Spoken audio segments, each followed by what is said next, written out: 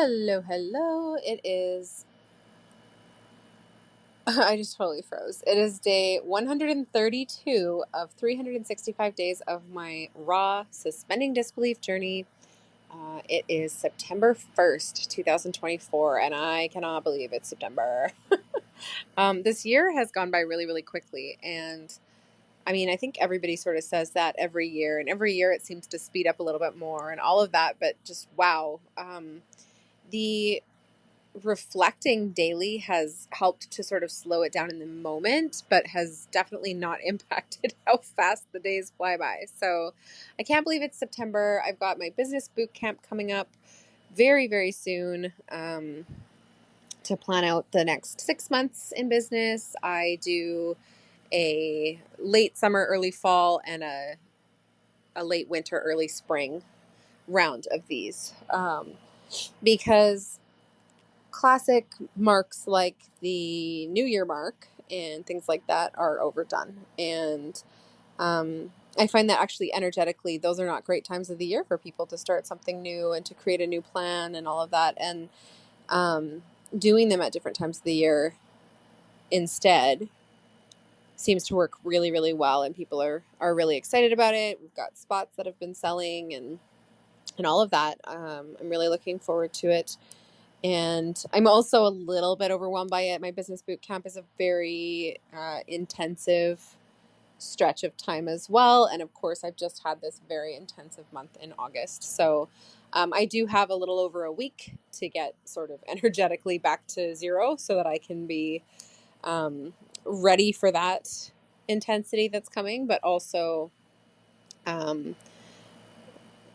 I am also still really excited. I always love hearing the clarity and the wins and everything that people get in the boot camp, and hearing just how confident these women are that they can handle the next 6 months in their business. They really have a grasp on what their plan is and what they're going to be doing and the actions they're going to take and all of that. And I love, especially because I work with spiritual women, they tend to be very much in the divine feminine and that flowy energy and very like allowing and all of that. But a lot of them are desperate for the structure, and the structure is what I bring. So I personally have had to learn to allow the divine feminine, and I've been much more masculine based and structure and push through and kind of all of that previously, and I've had to learn to balance out in the other direction. So it's an interesting combination, but it works really well to be serving clients who are in need of that piece. And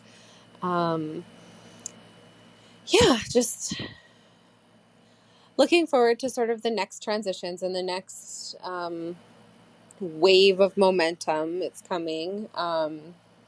This coming week, the kids go back to school full time, and Tuesday and Wednesday they start back, and I cannot wait for a little bit of solid focus time each day, and having that be sort of consistent. Especially, actually, I think it's going to be really great that it's only for a couple of hours a day, because my business technically does not need to take more than that. Especially once my platform is all built out again. But I think having that time that the kids are gone and having that be so dedicated and focused, just knowing that it's like my only quiet time, I think that will be really impactful for prioritizing the right tasks and all of that kind of thing. And then doing things that I can sort of do with my attention split around the kids, things like that the rest of the time. So I think it's going to work out really well. I'm really looking forward to it. I am a little concerned about how Wednesday morning will go, because on Friday they had their staggered entry day, and my youngest Casey was not pleased to find out that she wasn't going to be in her brother's class. Apparently, when she had been saying that she was going to be going to Jace's school next year, she meant his class. So we had actually figured that out the night before, and I tried to explain it to her in the bath, but she did not fully understand. And then when we went and took them to school the next morning, and everything. She was like very, very sad that she couldn't go into her brother's class with him. And it didn't matter that mom and dad were staying with her for her class or anything. Like, she was just not very happy. She did get happier when she saw the preschool class because, of course, it's got Play-Doh and toys and all the things. But I am a little concerned about how her first day without mom and dad there is going to go. So we'll see. But